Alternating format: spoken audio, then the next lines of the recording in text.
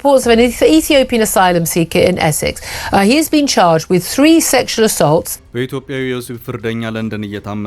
Ethiopian asylum seeker who was sent to prison last month for the sexual assault of a 12-year-old girl in Epping. On the run, Hadish Kabatu, the asylum seeker who sexually assaulted a 14-year-old girl and a woman in Epping and sparked protests across the UK.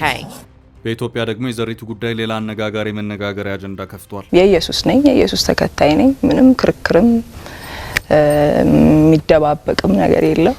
ከተማዋን ያመሰው የወሲብ ቅሌት ከፖሊስ እስከ ፍርድ ቤት ዘሪቱ ከኢትዮጵያ ኢትዮጵያዊው ሀዱሽ ቅባቱ ከለንደን እያነጋገሩ ነው። የዘሪቱ ከልጅነት እስከ ልጁነት መጽሐፍ የማህበራዊውን እሳት ለኩሶ ብዙ እያወያየ ነው። ለንደን ላይ ደግሞ የኢትዮጵያዊ ዮሴፍ ፍርደኛ ከእስር ቤት መሰወር የሀገሪቱን ጠቅላይ ሚኒስትር ሳይቀር አበሳጭቷል። የለንደን ጓዳ ጎድጓዳዎች በፖሊስ እየተበረበሩ ነው። ዘሪቱ ከበደ በዚሁ መጽሐፏ ከብዙ ወንዶች ጋር ተኝቻለሁ በማለት ጽፋለች በሚል አንድ ጊዜ የተጋራ ጽሑፍ እየተባዛ ሄዶ በመጨረሻ ሰዎች ይህንኑ መጽሐፍ ማደኑን ተያይዘውታል። ሁለቱንም ታሪኮች ዘርዘር አድርገን ይዘናቸዋል። ገንብቶ በማስረከብ የሚታወቀው ዳኮር ሪል ስቴት በመሃል አዲስ አበባ ጀሞ 1 ግንባታቸው 90% እንዲሁም 40% የደረሱ ቤቶችን በ10% ቅድመ ክፍያ ብቻ ለሽያጭ አቀረበ። በአንድ ወለል ላይ 3 አባወራ ብቻ በቂ የሆነ የመኪና ማቆሚያ ከሰፊ አረንጓዴ ስፍራ ጋር አቀረበላችሁ። ባለ 1 መኝታ 80 ካሬ፣ ባለ 2 መኝታ 110 ካሬ እና 118 ካሬ፣ ባለ 3 መኝታ 135 ካሬ 70/30 የባንክ ብድር አመቻችቶ ከ623 ሺህ ብር ቅድመ ክፍያ ጀምሮ የመኖሪያ ቤቶችን ለሽያጭ አቀረበ። ለበለጠ መረጃ በ0911 057674 0933 21 9065 ይደውሉ። ዳኮር ሪል ስቴት በልዩነት የተገነባ። ነገሩን ወደ ዘሪቱን መልሰው ዘሪቱ ከልጅነት እስከ ልጁነት በሚለው መጽሐፏ ከብዙ ወንዶች ጋር ተኝቻለሁ በሚል አስፍራለች የሚለው የሰሞኑ የማህበራዊ ሚዲያ መረጃ አሁንም ተጋግሎ እንደቀጠለ ነው። በዚሁ ዙሪያም ነቃፊና ደጋፊ ሆነው ጎራ ለይተው በማህበራዊ ሚዲያው ላይ የሐሳብ ድንጋይ እየተወራወሩ ያሉት በርካቶች ሆነው ተገኝተዋል። አንዳንዶች በሰዎች የግል ህይወት ምን አገባችሁ እናንተ ማን ሆናችሁ ሌላው ላይ ድንጋይ ተወረውራላችሁ እያሉም ይገኛሉ። ሌሎች ደግሞ ቢጻፍ እንኳን ያለፈ ህይወት በመሆኑ ታዲያ ምን ያስደንቃል እያሉም ነው። እጅግ የሚገርመው ደግሞ ብዙዎቹ አስተያየት ሰጪዎች መጽሐፉን አንብበው ሐሳብ መስጠት ይቅርና የመጽሐፉ ሽፋንና ርዕስ እንኳን ምን እንደሚመስልና ምን እንደሚል እንኳን ያላዩ ሆነው ይታያሉ። የመረጃው ስርጭት በአቀባይና ተቀባይነት ሆኖም ይታያል። በማህበራዊ ሚዲያው ላይ አንዲት አረፍተ ነገር ተመዛ ከወጣሽ በኋላ ደግማና ደጋግማ እየተዘዋወረች መነጋገሪያ የሆነችው ይህችው ክፍል ብቻ ናት። ይህችም አረፍተ ነገር ከብዙ ወንዶች ጋር ተኝቻለሁ የምትል ናት። ይህ ቃል በቃል የተወሰደው ሐሳብ ከየትኛው የመጽሐፉ ገጽ ላይ ይገኛል? በመጽሐፉ ውስጥ ከተገኘስ የተጻፈው በምን አውድ ወይም ኮንቴክስት ነው? ከዚህ እያነጋገረ ካለው አጭር አረፍተ ነገር በላይና በታች ያሉት የሐሳብ ፍሰቶች ምን ይላሉ? ይህች ሐሳብ ተቆርጣ ወጣች እንደተባለች ሁሉ ለምን ሙሉ ሐሳቡ አይጋራምና በእርግጥም ለሰዎች የህሊና ፍርድ የተመቸ አይሆንም ለሚሉት ጉዳዮች ይህ ነው የሚል የተብራራ ምላሽና መልስ የለም። ሆኖም ይቺው የሚገኘው ከብዙ ወንዶች ጋር ተኝቻለሁ የምትለዋ ቀጥተኛ ከመጽሐፉ የተወሰደች ሐሳብ የምትመስል አረፍተ ነገር ግን የማህበራዊ ሚዲያውን ሰፈር ሞልታው ትታያለች።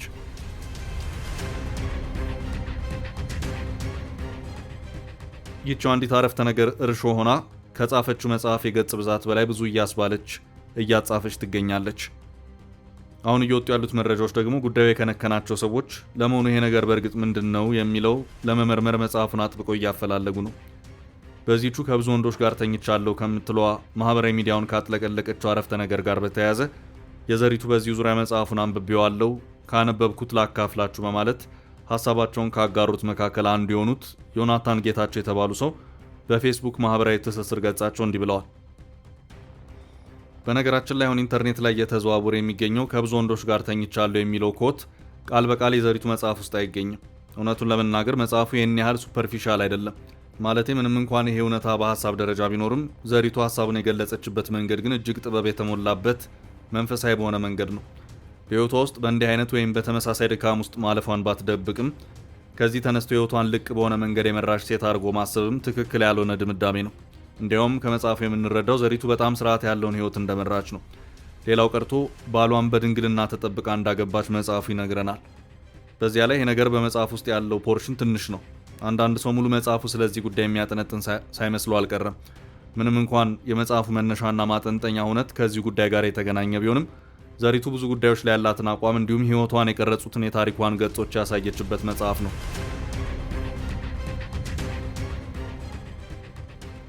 በእርግጥ ፐርሰናሊ መጽሐፉ ላይ የተወሰኑ ሪዘርቬሽንስ አሉኝ።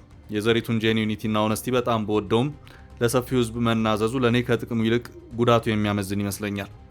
ይሄን የምለው አንዳንድ ሰዎች እንደሚሉት ፕሮቴስታንቲዝም ለንስሐ ቦታ ስለሌለው አይደለም። እንደውም ፕሮቴስታንቲዝም እና ንስሐ ይነጣጠሉ። ቢሆንም እርሷ ይሁን ብላ ያመነችበት ሚስጥሯን በጥሩ መንገድ ክራፍት አድርገዋለች። ሃትስ ኦፍ ፎር ዛት።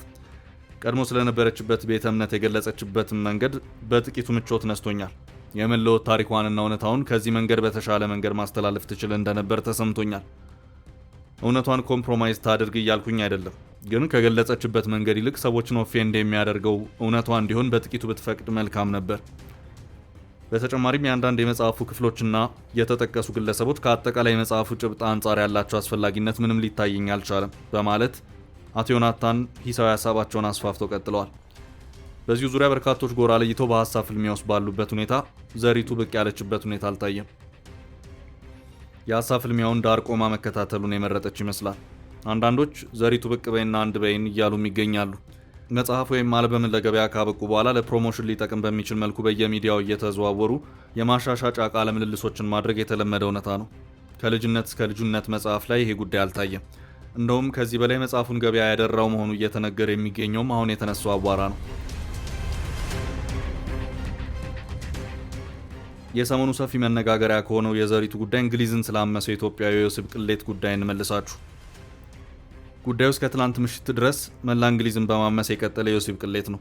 ጉዳዩ እንግሊዞችን እስከ ተቃውሞ ሰልፍ ድረስ ያስወጣ፣ ጉዳዩ ወደ ፍርድ ቤት ጣቢያ አምርቶ ብዙ ምርመራ የተካሄደበት፣ ከዚያም ወደ ፍርድ ቤት ተወስዶ በፍርድ የተቋጨ፣ ነገር ግን ከፍርድ በኋላ ኢትዮጵያዊ በትላንትናው ዕለት ከእስር ቤት በማምለጡ ሌላ አዲስ የመነጋገሪያ አጀንዳ የሆነ ነው። ይህ ሰው ኢትዮጵያዊ ስደተኛ ሀዱሽ ገብረስላሴ ቅባቱ ይባላል። የ41 ዓመት ጎልማሳ ነው። በስደተኝነት ዩናይትድ ኪንግደም ለመግባት ብዙ ዋጋ ከፍሏል። በሱዳን ሊቢያ አድርጎ ጣሊያን ገብቶ ከዚያም ወደ ፈረንሳይ ተሻግሮ በመጨረሻም በጀልባ እንግሊዝ ገባ።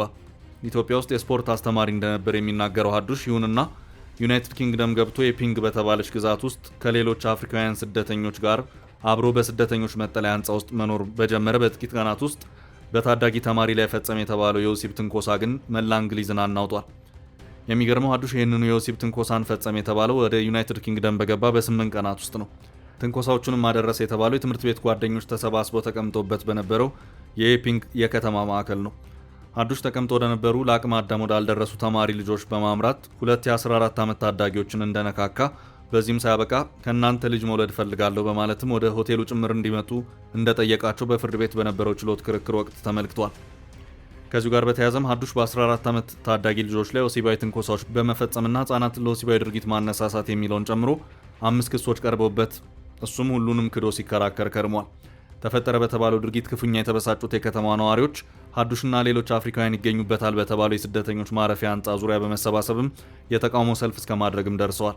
ይኸው የሀዱሽ ጉዳይና ድርጊትም ከእንግሊዙ ጠቅላይ ሚኒስትር ኬር ስታርመር ጀምሮ በርካቶችን አብዝቶ አነጋግሯል። The Ethiopian asylum seeker who was sent to prison last month for the sexual assault of a 12-year-old girl in Epping. ዘሰን፣ ዘሚረር እና ሌሎች የእንግሊዝ ጋዜጦች የሀዱሽን ጉዳይ የፊት ገጾቻቸው መነጋገሪያ አድርገውትም ይገኛሉ። ወሲባዊ ጥቃት ደርሶብናል ያሉት ታዳጊዎቹ ሀዱሽ በቁጥጥር ስር በዋለበት ወቅት ምስክርነታቸውን ሰጥተዋል። ሀዱሽ ተፈርዶበት የእስር ጊዜውን እንዲፈጽም ወደ እስር ቤት ከመላኩ በፊት በነበረው ችሎት በጊዜው በነበረው ትንኮሳ ከሁለቱ ልጆች ጋር ተቀምጦ የነበረው ጓደኛቸው በሰጠው ምስክርነት ሃይሮድ በተሰኘው ስፍራ ላይ ተቀምጠን ግለሰቡን አየ ነው ብሏል። ፒዛ እየበላን ነበር። እናም አንድ ቁራጭ ወይም ስላይስ እንድንሰጠው ጠየቀን። ተነስተን የሆነ ነገር ልናመጣ ሄደን ስንመለስም እዛው ተቀምጦ ነበር። ታዳጊዎቹ ቆንጆ ናቸው። እናም ወደ ቤል ሆቴል እንሂድ፣ ልጆች እንውለድ አለ። አንደኛዋን ልጅ እንድትስመውም ጠየቃት። ከዚያም ጉንጩን ሳመችው። አክሎም ትንሽ ቆይቶም ጸጉሯን ማሻሸት ጀመረ። ትንሽ ቆይቶ ወደ ሌላ ወንበር ሄዶ ከሌላ ሴት ጋር ተቀመጠ። ከዚያም ስራ እንዲያገኝ ሲቪውን ለመጻፍ እንድትረዳው ጠየቃት። ከግለሰቧ ጋር ትንሽ ካወሩ በኋላ ተመልሶ መጣና ከታዳጊዋ ጋር ማውራት ጀመረ። ሴትዮዋ ታዳጊዋን ሰላም ነሽ ብላ ስትጠይቃት በተፈጠረው ክስተት ድንጋጤ ውስጥ የነበረችው ልጅም አይ አይደለሁም ሰውየው እየነካካኝ ነው ስትል መለሰችላት። ከዚያም ሰውየው ተስፈንጥሮ ተነሳ። ሴትዮዋ ለፖሊስ ስትደውል ተንበርክኮ አዝናለሁ እያለ እየለመነ ነበር ሲል መናገሩን የቢቢሲ የችሎቱ ዘገባ ያመለክታል።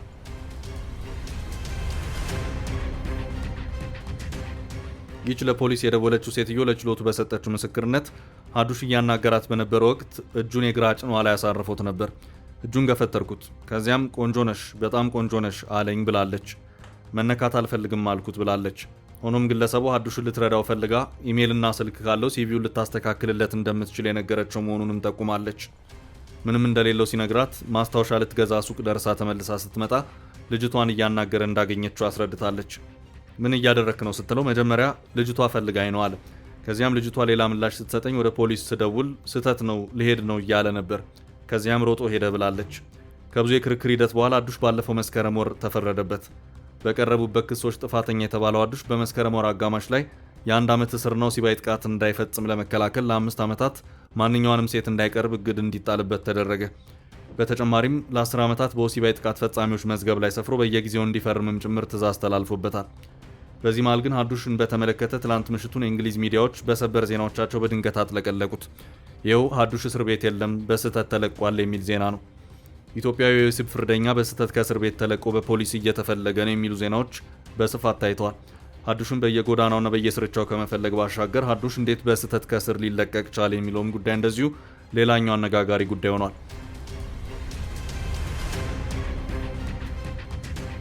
የእስር ቤቱ ኃላፊዎች ላይ ከባድ ምርመራ ተጀምሯል። ጉዳዩ እስከ እንግሊዙ ጠቅላይ ሚኒስትር ኬር ስታርመር ድረስ ደርሷል። ጠቅላይ ሚኒስትሩም ጎበዝ በሩን ያዙ፣ ይህ አደገኛ ሴት ማምለጥ የለበትም ሲሉ ቀጭን ትዕዛዛቸውን ሰጥተዋል። ግዛቷን ወክለው የፓርላማ አባል የሆኑት ማሪ ጎልድማን እንዴት ግለሰቡ በስህተት ሊለቀቅ እንደቻለ ይፋ የፈጣን ምርመራ እንዲደረግ ጥሪ አቅርበዋል። አሁን ሀዱሽን በቁጥጥር ስር ለማዋል የለንደን ፖሊስ ክትትሉን እንደቀጠለ ነው። ሀዱሽ ለንደን ላይ ባቡር ሊይዝ ሲል በአንድ የባቡር ጣቢያ ላይ ታይቷል የሚሉ ዘገባዎች እየወጡ ይገኛሉ። የሌባና ፖሊስ ማሳደዱ እንደቀጠለ ነው። ሀዱሽም ለንደን መሃል ላይ ራሱን ሰውሯል። ጥያቄው ራሱን መሰወሩ እስከ መቼ የሚለው ነው። የለንደን ፖሊስም ሀዱሽን ያያችሁ ባካችሁ ጠቁሙኝ እያለም ይገኛል።